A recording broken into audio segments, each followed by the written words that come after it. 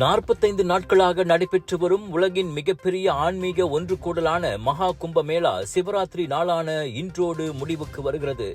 பிரியக்ராஜ் திரிவேணி சங்கமத்தில் வரலாறு காணாத அளவுக்கு இதுவரை 63 கோடியே 36 லட்சம் பேர் புனித நீராடியுள்ளனர். புனித நீராடியவர்களில் இந்திய அதிபர் திரௌபதி முர்மு, பிரதமர் நரேந்திர மோடி, பூட்டான் நாட்டின் அதிபர், பல மாநில முதல் அமைச்சர்கள், கோடீஸ்வரர்கள், சினிமா பிரபலங்கள் உள்ளிட்டோரும் அடங்குவர்.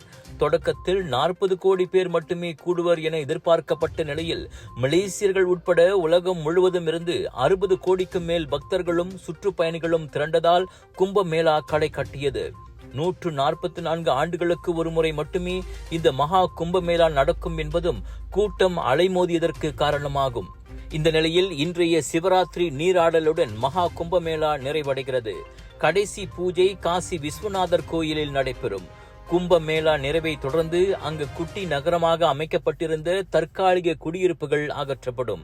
ஜனவரி 13 முதல் உலகின் கவனத்தை ஈர்த்திருந்த பிரியக்ராஜ் நாளை முதல் மெல்ல வழக்கு நிலைக்கு திரும்பும்.